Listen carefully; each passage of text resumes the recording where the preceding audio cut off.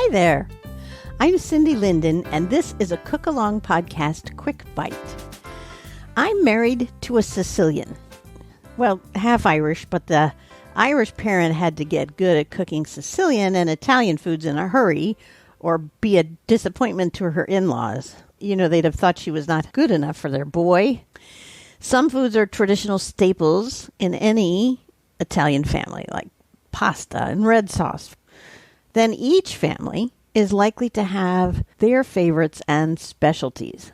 I'm married into two important family recipes, manicotti and cannoli. The manicotti is not something I make myself. It's a 3-part recipe. The homemade pasta shells, which are interesting. They're made like pancakes rather than rolled pasta, so it makes them really delicate and tender. The filling and the meat sauce. I've been known to help with the pasta making and rolling it up to hold the contents, but I leave the rest to the family expert. It's a big project.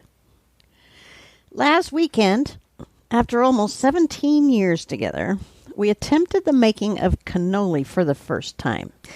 Cannoli is a dessert, a crispy, deep-fried shell with crackly raised bubbles and a cinnamony, slightly exotic smell, which gets filled with a smooth, delicately flavored ricotta cream. The open ends of the tube, where the filling oozes out, are often dipped in toasted ground nuts or chopped chocolate. In my partner's large family, making cannoli shells is an all-hands-on-deck, all-day affair. I've not been in on this process, but tales are told. As I understand it, all the branches of the family bring their own version of the dough for the shells, and then they work as a team to roll and fry everybody's dough, and then carefully package the crisp shells for transport home. And everybody takes home their own cannoli. The cannoli is made from the dough that they brought. We live on the opposite side of the country from the other cannoli makers in the family, and we've both felt too intimidated by both the trickiness and the sort of grand scale of the process to try making them on our own. However, while spending a long weekend with a couple of friends, at their request, we finally faced down our fears and made our first batch. Having reinforcements and a little wine for each of the cooks made it a little less intimidating. The project was fascinating. I learned a lot of things I'd had no clue about. First off, the shells are, as you might imagine, mostly flour with eggs, a little sugar, a little cinnamon, and some liquid. The liquid, in this case, is wine. It's an unusual wine we don't often drink in this country called Marsala, which is a white, actually kind of golden wine that tastes a little like dry sherry, only richer and more nuanced maybe. My mother-in-law doesn't work hard to find this because it can be tricky and probably expensive. Our friends took care of supplying it, so I don't know for sure. And she uses whatever red wine is on hand instead. And the family seems to find that fine. I've not been in her kitchen during the cannoli making, so I have no comparison, but the Marsala wine turned the dough a gorgeous dark caramel color, and the smell of that wine in the dough with the cinnamon is wondrous. The dough needs to be refrigerated after it's made. We did it overnight, I think, for the gluten to develop, because wow, I've never seen dough this stretchy. When you roll it out and cut it into squares, it pulls back into itself like a living organism, shrinking the squares in front of your eyes. It reminds me of a snail or a slug when it gets touched and shrinks away from you, or an anemone in a tide pool that you touch. Not an appetizing comparison, I know that, but apt. We were all a little shocked by the dough moving so fast and so far. It was a little jaw-dropping. The next thing I learned is that these shells which should be delicate enough to break when you bite into them, are very persnickety. You think you've rolled the dough out super thin, and then after you cook it, when you pull it out of the hot oil, you find you have something heavy and clunky. A lot of experiments got left by the wayside as we figured this out. It's not that we didn't have clear instructions from my mother-in-law, but she was verbally communicating some things that really need to be seen and handled to truly understand. And she kind of said that. We talked on the phone before we tried to make this recipe.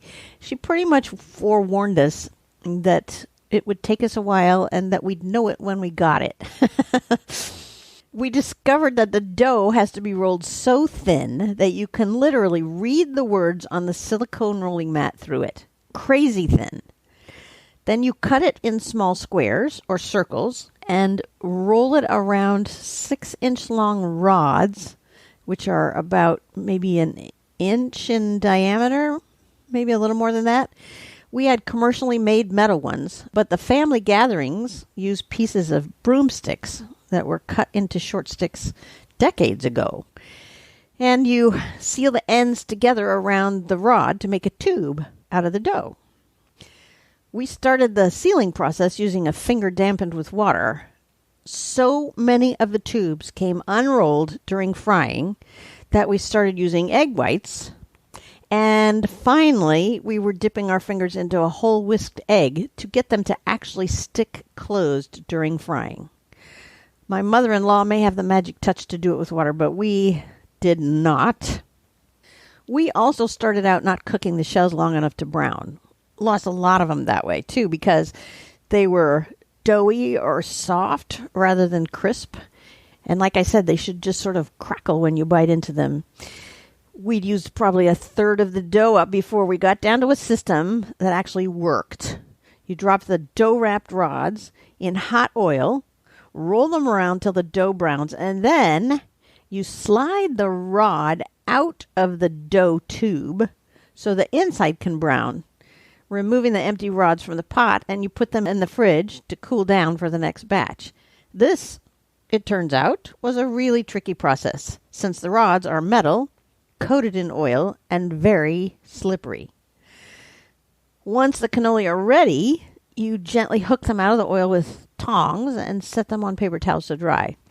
A small side note, by the way, I had thought cannoli was singular and cannolis was plural, but it turns out that cannoli is plural, and the singular form is cannolo. I've never heard anybody say that word. Maybe because nobody eats just one cannolo, and therefore it's always cannoli. The filling itself was easy, and we tried the family version one night and an experiment the second night, because there were way too many shells to eat in one sitting. The family recipe makes 3 to 4 dozen, and we could only eat 2 to 3 apiece. The family recipe for the filling is just drained ricotta with honey, cinnamon, nutmeg, finely chopped chocolate, powdered sugar, and a little whiskey, with the filled ends dipped in ground toasted almonds. Yum. We decided to mess with the filling on the second night and replaced half the ricotta with mascarpone, which is an unsalted, unsweetened Italian cream cheese. It's just the creaminess like cream cheese, but a little bit lighter and smoother. We kept the cinnamon, nutmeg, and the whiskey, and replaced the chopped chocolate with minced citron, which is like gummy fruit candy made from citrus peel. Mostly we did that because my friends had that on hand and it seemed easier than candying orange peel, which was something we'd seen in an online recipe. Then we dipped the ends of the filled cannoli in chopped pistachios, which is more traditional than ground almonds. If you look online, you'll see a lot of cannolis that get dipped in pistachios, and I don't know that you'll find any in the almonds. That's a particular family thing for the family I married into. And like I said, every family tends to develop its own flavor profile for their favorite Italian foods. The finishing touch of the cannolis is a dusting of powdered sugar to sweeten and decorate the filled shells. Holy smoke, was that good.